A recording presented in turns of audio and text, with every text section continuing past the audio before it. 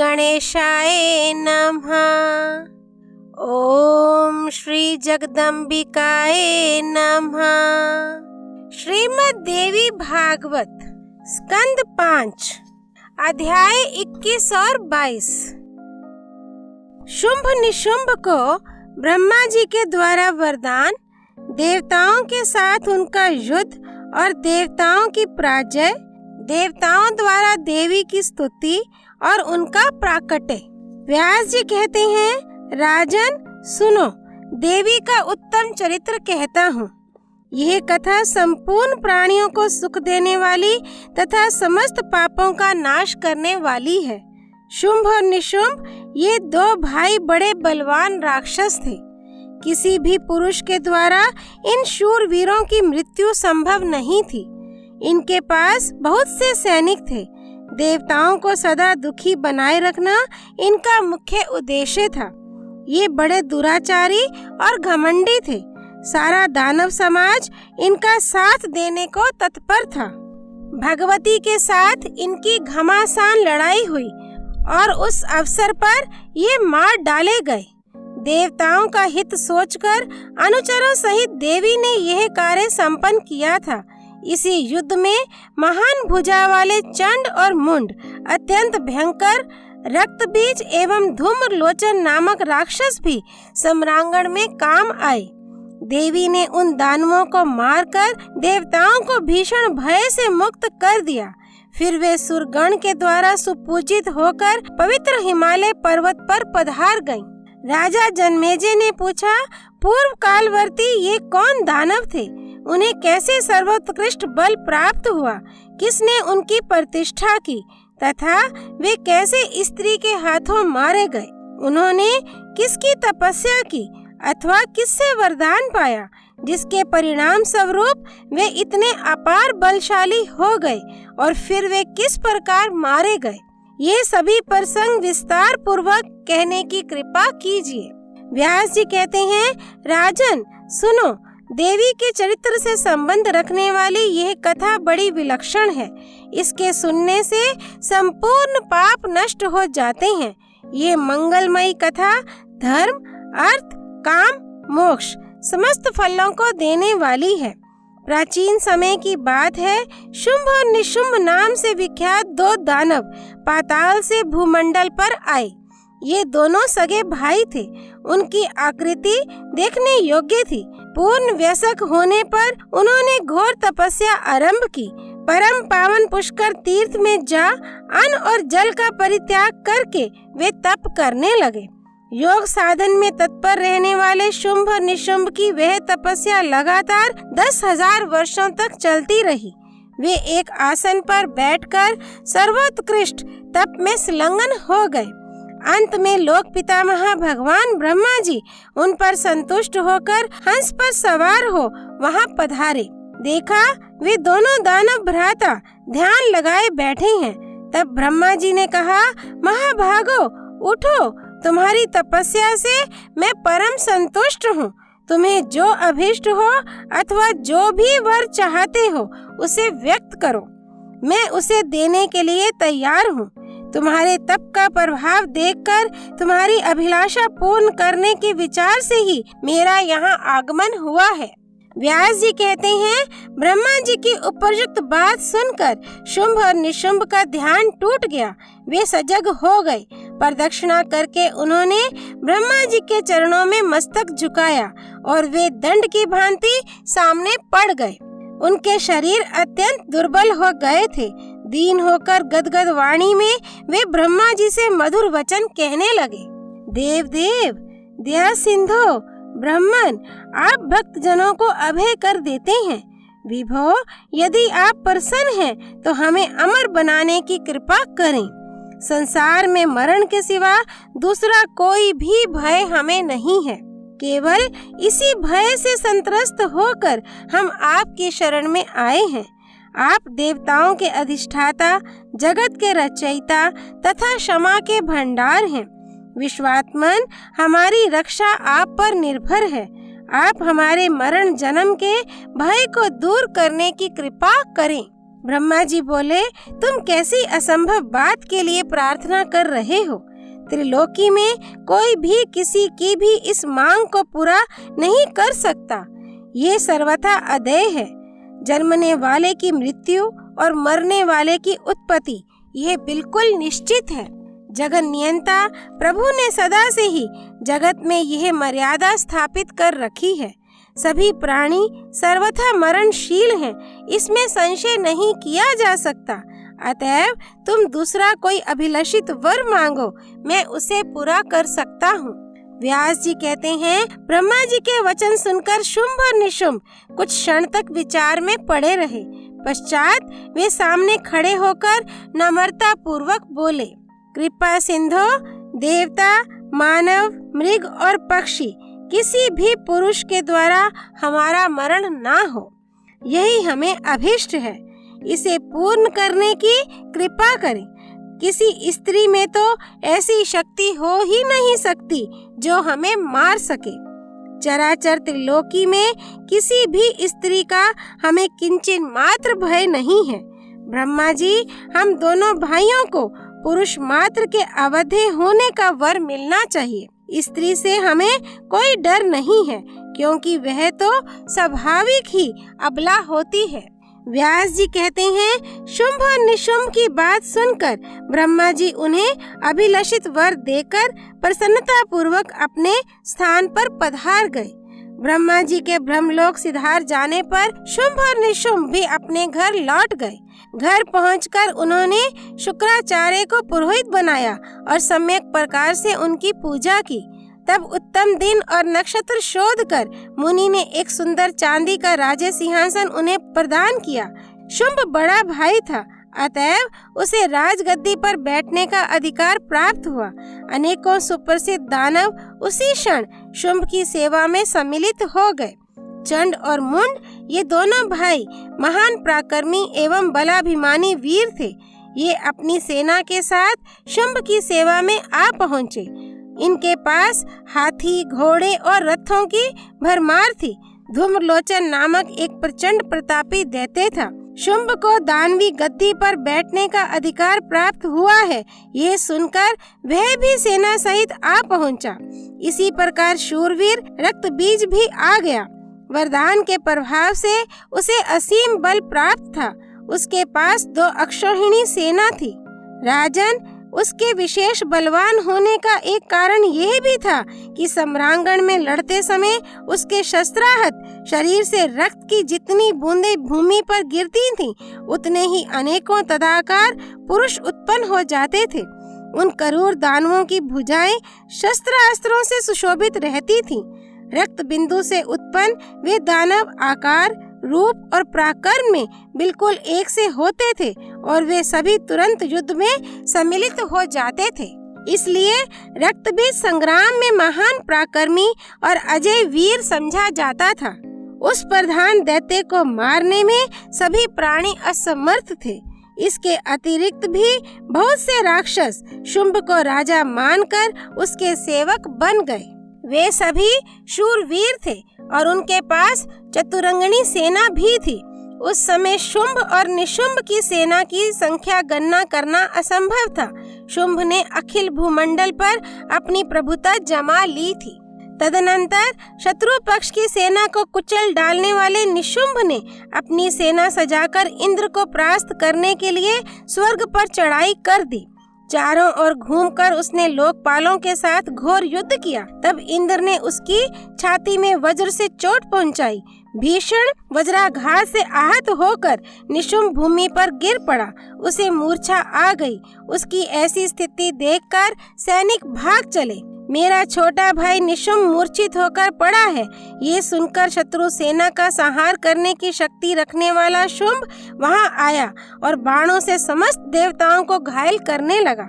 शुंभ के लिए कोई भी काम कठिन न था। उसने तुमुल युद्ध आरंभ कर दिया। उसके इस प्रयास से संपूर्ण देवता, लोकपाल और इंद्र पराजित होकर भाग चले। अब तो शुंभ ने बलपूर्वक इंद्र की पदवी प्राप्त कर ली। कल्प वृक्ष और कामधेनु गौ सभी उसके अधिकार में आ गए। त्रिलोकी भर में उसी का नाम लेकर यज्ञ में हवन आरंभ हो गया। नंदन वन में विहरने का अलभ्य अवसर पा जाने के कारण उस महान दानव के मन में आनंद की लहरें लहराने लगी। अमृत पान करने से उसके सुख की सीमा नहीं रही। शुंभ ने कुबेर को भी जीतकर उनकी संपत्ति पर अपना अधिकार जमा लिया। सूर्य और चंद्रमा उसके अधीन बनकर चक्कर लगाते थे। यमराज को हराकर वह पद भी उसने अपने अधिकार में कर लिया। अपने प्रभुत्व से शुंभासुर अग्नि, वरुण और वायु सबके कार्य का स्वयं व्यवस्थापक बन गया।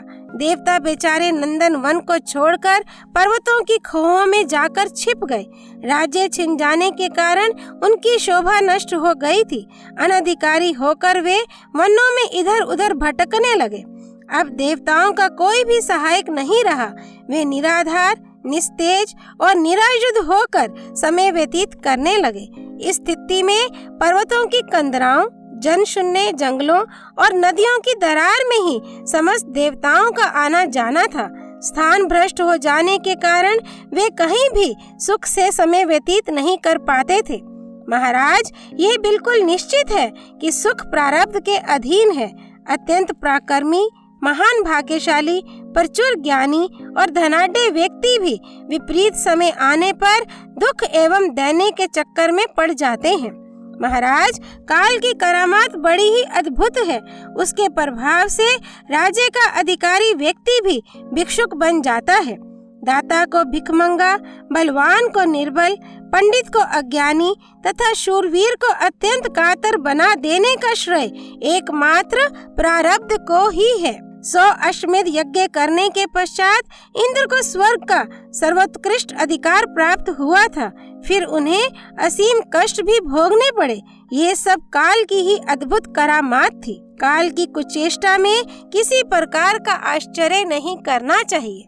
व्यास जी कहते हैं, राजेंद्र, संपूर्ण देवता परास्त होकर भाग गए। स्वर्ग पर शुंभ का शासन प्रतिष्ठित हो गया। पूरे 1000 वर्ष तक शुंभ राज्य करता रहा। राज्य से भ्रष्ट हो जाने के कारण देवता अत्यंत चिंतित थे। उनके दुख का पार नहीं था।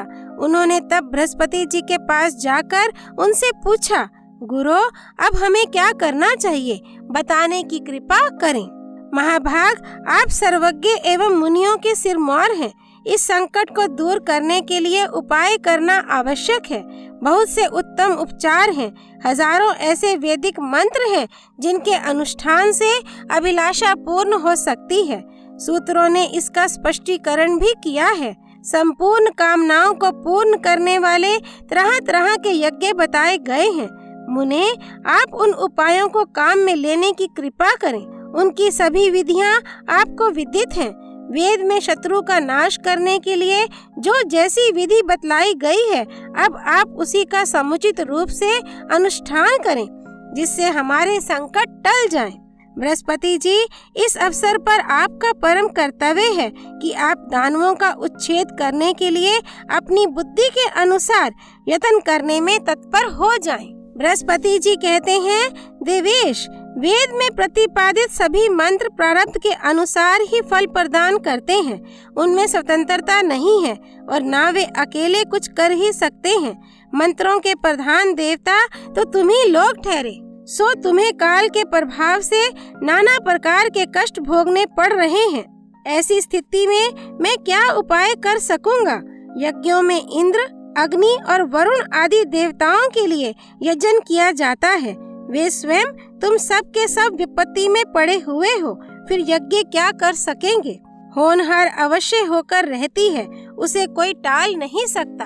तब भी उपाय तो करना ही चाहिए, यही शिष्ट पुरुषों की आज्ञा है। कुछ विद्वानों का कथन है कि देव ही बलवान है और उपाय पक्ष के समर्थक कुछ विद्वान देव को निरर्थक बतलाते हैं, परंतु मनुष्यों को देव और प्रारब्ध दोनों का आश्रय लेना चाहिए। कभी भी केवल दैव के सहारे रहना उचित नहीं। अतएव अपनी बुद्धि से विचार करके सर्वथा यत्न करने में लग जाना चाहिए। इसलिए भली भांति सोच समझकर मैं तुम्हें उपाय बताए देता हूँ। पूर्व समय में भगवती जगदम्बा प्रसन्न होकर महिषासुर का वध कर चुकी हैं। तुम्हारे स्तुति करने पर उन्होंने वर दिया था। प्रधान देवताओं, तुम्हें सदा मुझे याद करना चाहिए। दुर्दैववश जब जब तुम पर आपत्तियां आएं, तब तब मुझे स्मरण करना, मैं तुम्हारे संकट दूर कर दूंगी। अतः तुम लोग अत्यंत मनोहर हिमालय पर्वत पर जाकर प्रेम पूर्वक भगवती चंडिका की आराधना में तत्पर हो जाओ। तुम्हें माया बीज की पूर्ण जानकारी प्राप्त है। मैं समझता हूँ तत्परता पूर्वक तुम्हारे अनुष्ठान करने पर भगवती अवश्य प्रसन्न हो जाएंगी। अब तुम्हारे दुख का अंत होने वाला दिखाई पड़ रहा है, इसमें कोई संदेह नहीं। मैं सुन चुका हूँ भगवती चंडिका हिमालय पर सदा विराजमान रहती हैं। उनकी स्तुति और पूजा की जाएगी तो वे तुरंत मनोरथ पूर्ण कर देंगी। दृढ़ निश्चय करके तुम सब लोग हिमालय पर चले जाओ। देवताओं, यूं करने पर तुम्हारे सभी मनोरथ भगवती अवश्य पूर्ण कर देंगी। व्यास जी कहते हैं, राजेंद्र, बृहस्पति जी के उपयुक्त वचन सुनकर देवता हिमालय पर्वत पर गए और उन्होंने देवी का आराधन आरंभ कर दिया। माया बीज को हृदय में धारण करके वे सब सदा जप में संलग्न रहने लगे। भक्तों को अभय प्रदान करना भगवती महामाया का स्वभाव ही है। देवताओं ने अत्यंत भक्ति पूर्वक उन्हें नमस्कार किया और स्तोत्र के मंत्र पढ़कर वे स्तुति करने लगे।